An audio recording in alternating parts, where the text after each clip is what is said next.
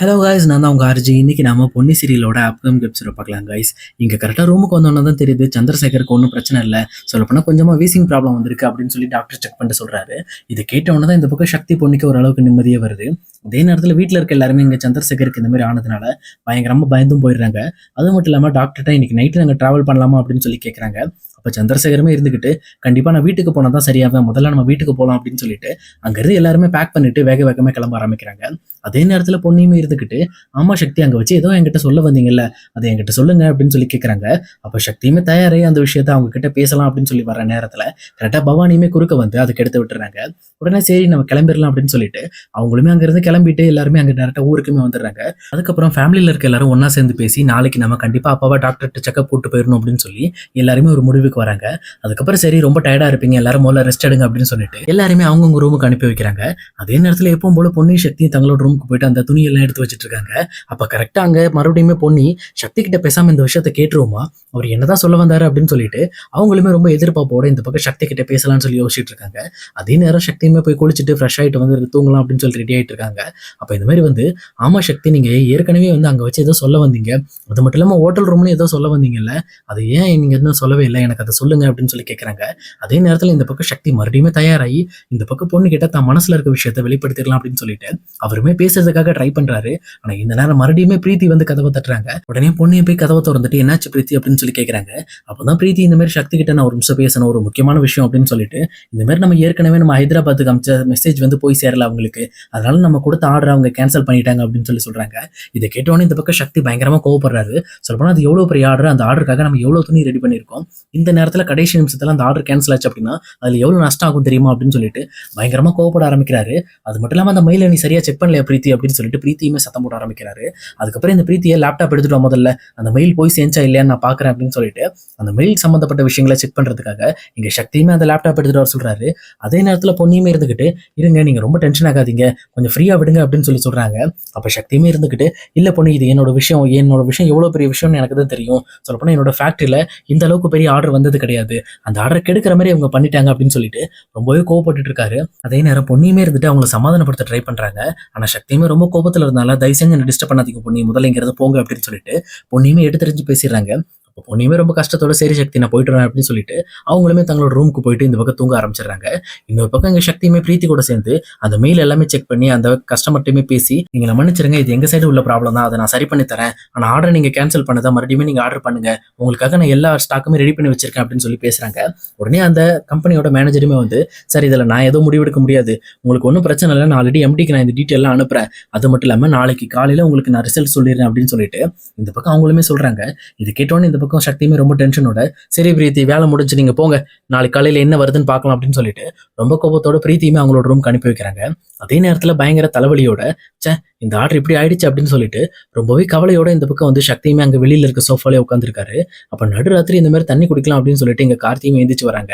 அவங்க வந்துட்டு, என்ன இது சக்தி தனியா உட்காந்துட்டு இருக்கான் அப்படின்னு சொல்லிட்டு, சக்தி என்னாச்சுரா, நீ ரூம்ல போய் தூங்கலையா அப்படின்னு சொல்லி கேட்கறாங்க. அப்ப சக்தியுமே இருந்துட்டு பயங்கர டென்ஷனோட, இல்லடா எனக்கு ஆஃபீஸ்ல ஒரு ப்ரெஷர்ரா, அதனால என்னால எதுவும் பண்ண முடியல அப்படின்னு சொல்லி ரொம்ப கோவப்படுறாங்க. அதே நேரத்துல அவரை கோல் பண்ற மாதிரி, என்னடா பொண்ணுகிட்ட பேசிட்டியா, பொண்ணுகிட்ட அவன் மனசுல இருக்க விஷயத்தெல்லாம் சொல்லிட்டியா, அன்னைக்கே நீ சொல்றேன்னு சொன்ன, சரி எனக்கு தெரிஞ்சு நீ சொல்லியிருப்ப அப்படின்னு நினைச்சேன் அப்படின்றாங்க. உடனே இந்த பக்கம் சக்தியுமே ரொம்ப கோவப்பட்டு, எங்கடா சொல்றது, யாருமே என்ன சொல்ல விட மாட்டேன்றாங்க, பொண்ணியை தனியா கூட்டிட்டு போய் நான் ப்ரப்போஸ் பண்ணலான்னு அங்க போனா அங்க போயிட்டு அம்மா கால் பண்ணி இந்த மாதிரி அப்பாவுக்கு பிரச்சனைன்றாங்க. அங்கிருந்து ஓடி வந்து சரி ரூம்ல வந்து சொல்லிடலாம் அப்படின்னு சொல்லிட்டு ரூம்லயுமே சொல்ல ட்ரை பண்றேன். அங்கேயுமே பவானி வந்துட்டாங்க. சரி இந்த மாதிரி வந்து நைட்டாவது நம்ம கண்டிப்பா சொல்லிடலாம் அப்படின்னு சொல்லிட்டு என் மனசை தைரியப்படுத்திட்டு நான் பொண்ணுகிட்ட பேச போற நேரத்துல இங்க பிரீத்தியுமே வந்துட்டு என்னோட ஆஃபீஸ் பிரச்சனை இழுத்து விட்டுட்டாங்க. எனக்கு என்ன பண்றேன்னே தெரியலடா, எனக்கு சொல்ல போனா இப்ப நீ அதை பத்தி யோசிக்கிறது கூட மைண்டே இல்ல, சொல்ல போனா இந்த ஃபேமிலியில பயங்கரமான ப்ரெஷரா இருக்கடா அப்படின்னு சொல்லிட்டு இந்த பக்கம் சக்தியுமே தன் மனசுல இருக்க ப்ரெஷர் எல்லாத்தையுமே இங்க கார்த்திகிட்ட போட்டு உடைக்கிறாரு. அப்ப இந்த பக்கம் கார்த்தியுமே இருந்துட்டு, இங்க பாரு சக்தி, நீ முதல்ல ஒரு நிதானத்துக்கு வா, நிதானத்துக்கு வந்த உடனே பொண்ணியை தனியா கூட்டிட்டு போயிட்டு இந்த விஷயத்தை நீ வந்து டீட்டெயில்டா சொல்லு, இந்த வீட்டுல இருக்கவங்கள நான் பாத்துக்கிறேன், இந்த வீட்டுல இருக்க பொறுப்புலாம் ஒன்றும் அவ்வளவு பெரிய பொறுப்புலாம் கிடையாது அப்படின்னு சொல்லிட்டு இந்த பக்கம் அங்க சக்திக்குமே சொல்லி அனுப்புறாங்க. அதுக்கப்புறம் தான் சக்திக்குமே புரியுது, பொண்ணு எத்தனை டைம் கேட்டாங்க, சொல்லப்போனா அவங்க நம்ம இப்படி திட்டி உள்ள அமிச்சிட்டோமே அப்படின்னு சொல்லிட்டு ரொம்ப வருத்தத்தோட அவங்களுமே டைரக்டா பொண்ணியை பாக்குறதுக்காக ரூமுக்கு போறாங்க. அப்பதான் தெரியுது இந்த பக்கம் பொண்ணியுமே வந்து டைரக்டா கீழே ஒரு பெட் எடுத்து போட்டு எப்பவும் போலயே தனியா படுத்து தூங்கிட்டு இருக்காங்க. பொண்ணியை பார்த்த உடனே தான், இந்த பொண்ணியை நம்ம ரொம்ப கஷ்டப்படுத்திட்டோமே அப்படின்னு சொல்லிட்டு சக்தியுமே ரொம்ப ஃபீல் பண்ண ஆரம்பிக்கிறாரு. சரி நம்ம காலையில பேசிக்கலாம் அப்படின்னு சொல்லிட்டு அவருமே பெட்ல படுத்து தூங்க ஆரம்பிக்கிறாரு. அதுக்கப்புறம் எப்பவும் போல அடுத்த நாள் காலையில எல்லாருமே எந்திரிச்சு ஜாகிங் வாக்கிங்லாம் போயிட்டு ரொம்பவே ஹாப்பியா அந்த ஃபேமிலியே ரொம்ப ஆக்டிவா இருக்காங்க. அதே நேரம் இவங்க எல்லாருமே ஒண்ணா உட்காந்து இந்த மாதிரி விளையாண்டு இருக்கும்போது கார்த்திக் மட்டும் எப்பவுமே அமைதியா இருக்காரு. ஏன்னா இது கார்த்திக் எப்பவுமே ஜாலியா இருப்பாரு, ஏன் இப்ப அமைதியா இருக்காரு அப்படின்னு சொல்லிட்டு சண்முகமும் இருந்துகிட்டு, என்னடா எப்ப பார்த்தாலும் விறுவிறுன்னு ஏதோ பேசிக்கிட்டே இருப்பா, இன்னைக்கு என்னடா எதுவும் பேசாம அமைதியா இருக்கு அப்படின்னு சொல்லி கேட்கறாங்க. அப்ப இந்த பக்கம் பயங்கர டென்ஷன்ல கார்த்திக்குமே இருந்துட்டு கொஞ்சம் கோபத்தோட எனக்கு பிடிச்ச மாதிரி தான் நான் இருப்பேன், தயவு செஞ்சு என்ன ஃபோர்ஸ் பண்ணாதீங்க அப்படின்னு சொல்லிட்டு இந்த பக்கம் வந்து எல்லாத்தையுமே சொல்லிடுறாங்க. அதுக்கப்புறம் கரெக்டா இந்த பக்கம் வந்து ஜெயாவுமே சரி நான் உள்ள போய் வேலையை பார்க்கறேன் அப்படின்னு சொல்லிட்டு அவங்களும் பவானியும் அங்கிருந்து உள்ள கிளம்புறதுக்காக ட்ரை பண்றாங்க. ஆனா ஜெயா கிளம்புனதுக்கு அப்புறம் பவானி மட்டும் அங்கிருந்து கிளம்புற டைம்ல ஒரு நிமிஷம் இரு பவானி, உங்ககிட்ட நான் கொஞ்சம் பேசணும் அப்படின்னு சொல்லிட்டு இந்த பக்கம் கார்த்தியுமே அந்த விஷயத்த பேச ஆரம்பிக்கிறாரு. சொல்லப்போனா இவர் பேசும்போது இங்க சந்திரசேகர், பவானி, சண்முகம்லாம் இருக்காங்க. அவங்க கிட்ட ரொம்ப கோபத்தோட, இங்க பாருங்க இந்த வீட்டுல இருக்க நீங்க இங்க சக்தியும் பொண்ணு ஒண்ணு சேரணும்னு ஆசைப்படுறீங்களா இல்லையா அப்படின்னு சொல்லி கேட்கறாங்க. உடனே இந்த பக்கம் சந்திரசேகரமே இருந்துகிட்டு, இதுல என்னடா எங்க கிட்ட கேள்வி கேட்கிற, சொல்லப்போனா அவங்க 2 பேரும் ஒண்ணா சேரணுங்கிறதுக்காக தான் நம்ம இதெல்லாம் பண்ணிக்கிட்டு இருக்கோம் அப்படின்னு சொல்லி சொல்றாங்க. உடனே இதை கேட்ட கார்த்திகமே இருந்துட்டு ரொம்ப கோவப்பட்டு, முதல்ல அவங்க 2 பேரையும் தனியா பேச வரீங்களா, அவங்களுக்கு மேல வேலை வச்சு அவங்களை எப்போ பார்த்தாலும் நீங்க பிஸியாவே வச்சுட்டு இருக்கீங்க, முதல்ல சக்தியும் பொண்ணையும் கொஞ்சம் தனியா தான் விடுங்களேன். சொல்லப்போனா நீங்க நேத்து பண்ண வேலையினால இப்ப சக்தி ப்ரப்போஸ் பண்ண வேண்டியது மிஸ் ஆகி போச்சு. அது மட்டும் இல்லாம ரூம்ல வச்சு சொல்லும்போது இங்க பவானி வந்து கெடுத்து விட்டாங்க. அதை விட முக்கியமா இந்த பிரீத்தி தெரிஞ்சு பண்றாங்களா தெரியாம பண்றாங்களான்னு தெரியல, அங்க பொன்னியின் சக்தியும் பிரிக்கிறதுக்கு ரொம்ப முடிவோட இருக்காங்க.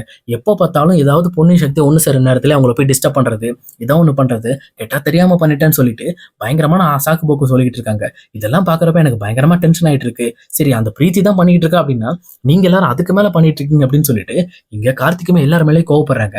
அப்ப சண்முகமே இருந்துகிட்டு, டேய் எங்களுக்கு தெரிஞ்சாடா நாங்க தப்பு பண்ணோம், தெரியாம பண்ணிட்டேன்டா, சரி இதுக்கு மேல என்ன பண்ணணும்னு சொல்லு அப்படின்னு சொல்லி கேட்கறாங்க. உடனே இந்த பக்கம் கார்த்திக்குமே இருந்துட்டு, நீங்க தயவு செஞ்சு எதுவும் பண்ணாதீங்க, எதுவும் பண்ணாம இருந்தாலே போதும், அது மட்டும் இல்லாம முக்கியமா எனக்கு என்னமோ பிரீத்தி மேல பயங்கரமா டவுட் ஆகுது, எனக்கு அவங்க மேல நம்பிக்கையே இல்லை அப்படின்னு சொல்லி பேசிட்டு இருக்காங்க. அதே நேரம் பவானியுமே இருந்துகிட்டு தன் மனசுல படுற விஷயத்த இந்த பக்கம் அவங்க கிட்ட சொல்ல ஆரம்பிக்கிறாங்க. பிரீத்தி இந்த வீட்டுக்குள்ள வந்ததுக்கு அப்புறம் மறுபடியுமே தன்னோட பழைய லைஃப்பை பத்தி என்கிட்ட பேசிட்டு இருந்தா, ஆனா அப்போ அதெல்லாம் முடிஞ்சு போச்சு, இப்ப அதுல பேசி எந்த பிரயோஜனமும் இல்லை அப்படின்னு சொல்லிட்டு நானுமே அவளுக்கு கொஞ்சம் ஆறுதல் சொன்னேன். ஆனா இன்னுமே அவளோட மனசுல பழைய விஷயங்கள் ஞாபகம் இருக்கும்னு நினைக்கிறேன் அப்படின்னு சொல்லிட்டு இந்த பக்கம் பவானியுமே சொல்றாங்க.